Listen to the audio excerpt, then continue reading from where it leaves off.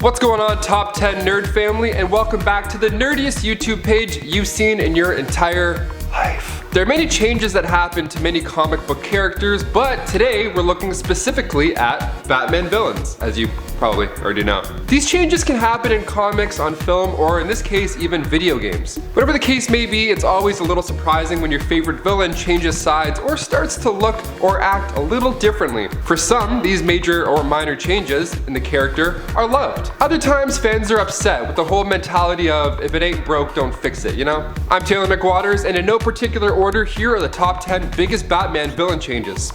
Let's get to it. Also, spoilers ahead as well. Tread carefully, fellow nerds. Number 10, the Joker. In the Last Night on Earth series, we find Bruce Wayne at Arkham Asylum. Yeah, it's super sad and dark. He wakes up to discover that he has never, in fact, been Batman. Like when he goes to hug Alfred, the panel quickly cuts, and then Batman is like out in this random wasteland almost. And he has like this sort of asylum suit on with wavy pieces of white clothing that kind of blows behind him. It looks like Edward Scissorhands or like a mummy. It's kind of cool. But he wakes up in this desert, and in the midst of all this confusion, he sees a lantern. Not like a lantern, like an actual lantern, you know? And what's in the lantern, you might be thinking? Just the Joker's head. That's right, so Batman and Noggin, as he refers to it. Yeah, so this Joker has quips. It kind of feels like Shrek a little bit. Now hear me out. We have Batman just trying to figure this whole ordeal out, and he's just trying to figure out pieces along the way, and then we have this crazy sidekick who just loves to talk. The writers really amped it up in issue number 3 of The Last Night on Earth. So during the duo's travels, Joker mentions, in a jokingly manner of course, that he wanted to be Batman's next Robin. Could you imagine that? Well, yeah, you can, because it happens. And it's awesome, too. So basically, you take this lantern Joker's head and mix it in with Tim Drake's mech Robin suit that he no longer needs, and bam, you have the new Robin. He's an actual sidekick in this too, like he almost dies trying to save Bruce from Omega. The Last Night on Earth. Go check it out, right now. Well, after the video, but yeah. Number 9, Mr. Freeze. Making his debut back in Batman Volume 2, Issue 1, Mr. Freeze is an iconic Batman villain, and partially because I think the best actor in the world played him in Batman and Robin. That's right, I'm talking about our boy Arnold. Mr. Freeze's biology was altered after being bathed in chirochemicals, so his body heat is only that of 23 degrees Fahrenheit. So anything he touches will also freeze. Now of course this also slows his aging down drastically. He wears a chiro suit to help keep his body temperature below freezing. That is, until a recent Detective Comics issue 1012. Nanotech saves the day. That's right, for years Mr. Freeze has been working with nanotech over and over again until finally he can now survive without the use of his helmet. I mean, as cool as the helmet did look, I think the main Avatar Blue Man Group kind of look suits him, you know? What do you guys think? Helmet? On? Off? I think off. Number 8, Scarecrow.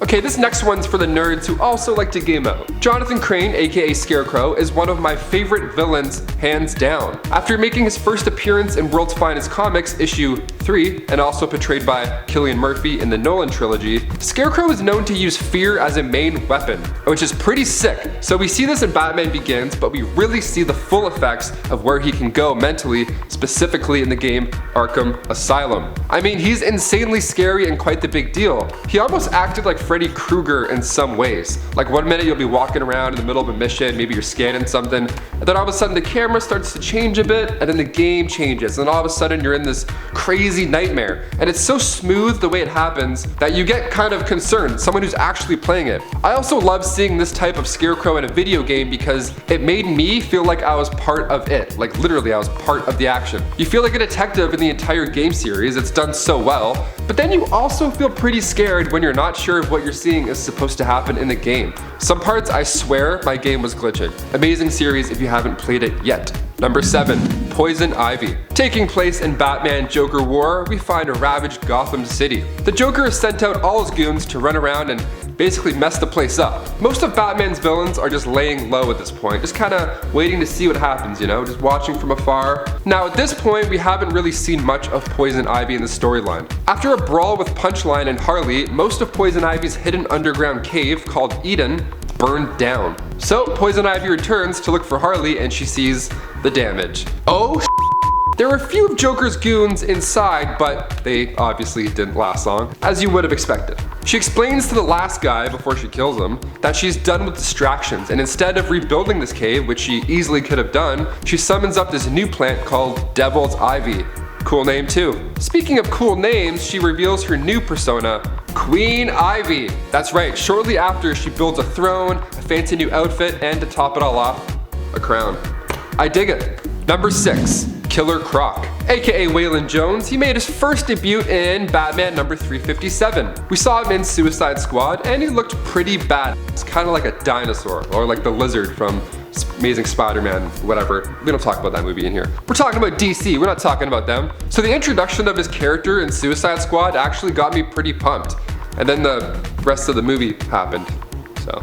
Short-lived, to say the least. His OG look wasn't nearly as menacing though. I mean, see, from his debut back in 1983, he looked like a guy. A strange-looking guy, but still more human than his current look nonetheless. Now, at this point, he was just a criminal with a scaly skin disease, where now he looks like a monster, donning the full-on CROC monster look. And if you want to see these big changes for yourself, make sure you check out Batman Hush Killer Croc, where he looks arguably the most bad. There's one panel where he's just towering over Catwoman and he's like, I want my money! And she's like, alright man, chill out. I would my leather pants. Very fast. Number 5, Joker.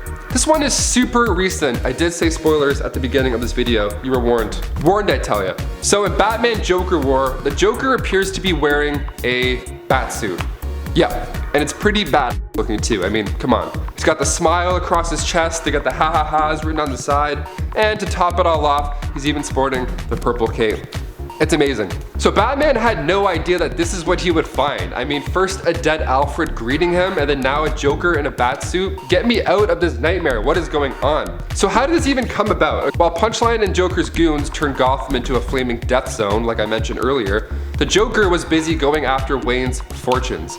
And I loved seeing this version of the Joker as well, like going after Wayne's money right off the bat, pun intended, even confirming his own actions by saying, you know what, I'm going against my own brand on this one. It's just fun.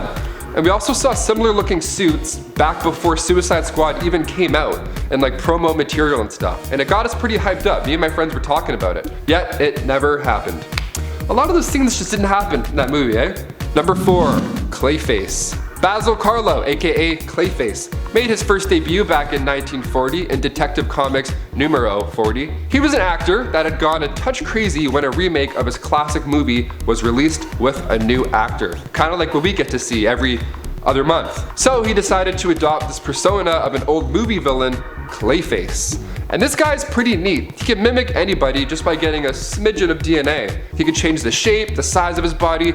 Solid actor, eh? So method. Cut to Detective Comics Volume 1, Issue 934. Clayface had escaped Arkham Asylum. Why, you ask? To go to the movies. Yep, he went to go see himself on the big screen. To see himself. I don't watch myself really. I watch a few of these, but too scared. So as the crowd of moviegoers obviously runs out in a frenzy, Clayface is left sitting there wide-eyed, just wondering what could have been, watching his own performance. So Batman and Batgirl enter the theater, shocked that this is the reason he escaped. All he wants in this moment is just to watch the 84-minute movie and feel good again, to remind him who he was once. Batman responds with, well, what if I could give you more than that? What's the catch, he answers? Well, the catch is, says Batgirl, you're gonna have to do everything we say. And poof, we have Clayface on the home team. Let's go. Number 3, Harley Quinn. Making her first debut back in Batman Harley Quinn in 1999 and portrayed by the insanely talented Margot Robbie, literally one of the best actors on the face of the earth, Harley Quinn has always been known for flipping back and forth, changing sides. She's kinda weaving in and out a little bit, you know? Even her character evolution in the new DC movies alone, like looking at Harley in Birds of Prey compared to how we met her in Suicide Squad. In the comics, her relationship with the Joker is abusive and it's controlling, and Harley has histrionic personality disorder, so she has a lot of things in common with the Joker. So when it comes to seeking attention with all these crime lords, she's super entertaining when she tries to get Mr. J's attention. She uses her psychiatrist skills to get in close, you know, get in your head a little bit. She's super lovable as well. I mean, obviously, look who's playing her. I'm glad DC is moving Harley to be her own character in this new live action franchise. It's a nice message too. It's like, you know what, no matter how deep in love you are with a psycho, you can always break out of it, start a gang, and kick some bad guys out. There's always time, guys. Number 2, Catwoman. Making her first debut in Batman number 1, Selina Kyle looked a bit different from the start, to say the least. We've seen numerous actors play the iconic jewel thief, from Michelle Pfeiffer, or as I said growing up, Michelle Pfeiffer, to Zoe Kravitz, set to play her in the upcoming Batman flick with Pattinson. So we know the look by now. All black, slick, couple of clips, some eyebrow raises. She kicks. This look was never the case, however. In the first issue she appeared in, she was actually referred to as the Cat, simply put. And at this time, her outfit looked just a bit more lame, if I can say.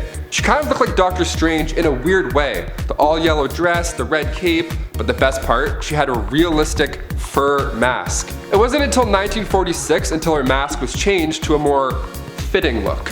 Still not quite what we're used to, but it's a step in the right direction, that's for sure. Then in the 50s, she was deemed more of a sidekick to Batman rather than a villain. And finally, number 1, the Joker, Death of the Family.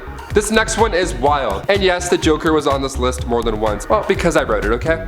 That's it. We go back to 2012, Batman Volume 2, Issue 13. Now, the Joker at this point had not been in Gotham City for about a year now. He originally got captured and sent to Arkham Asylum, but that was all part of his plan. So while he was in there, he made a meeting with Dollmaker, where they cut off Joker's face, and then the Joker escaped without a face. So a year later, the Joker returned to Gotham, still without a face, kills some cops, all Joker-like, still without a face, and then he steals his own face out of the evidence room, just slaps it on. He kind of has to tie it. It's really gross. Imagine looking around and then you just see your own face.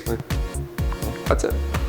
So he masks up, or faces up, whatever you want to call it, and then he captures Alfred. Wild. The look of this mask though, oh, it's so loose and gross, looks like baloney. You gotta love it. Well, there we have it, nerds. Those are our top 10 Batman villain changes. Now, I know we obviously missed a lot of key character changes and character arcs, so comment down below which ones you'd love to hear us break down, and there might be a cheeky part 2, a little sneaky part 2, who knows. And as always, if you haven't done so, subscribe and then head on east and hit that notification bell. That way you're up to date on new vids, and we'll even give you a heads up when we drop a live premiere. Those are always fun. We love watching with you guys, and we can respond live with you. So if you say mean stuff, I can tell you exactly how many tears come out of my face. So come on by.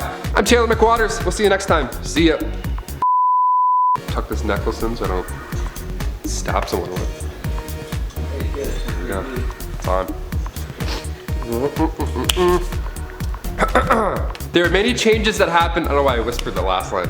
Well, I'm Taylor McWatters, and in no particular order, here are the top 10 biggest Batman villain changes. Try it again, that sounded very tap. So Batman and Noggin, Scott Snyder and Scott Capullos. I don't think it's Scott Capullos. It made me feel like I was a part of it. I guess we'll cut that first little chunk. I just repeated myself. Terrible movie. Oh my god. So pissed. Basil. It's Basil, right? I keep saying Basil as a joke, and now I'm saying Basil in my head.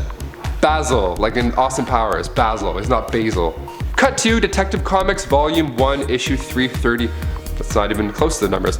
That's so weird. Basil? See, I said Basil. And poof. Poof. It's Santa. Fucking. Oh my god.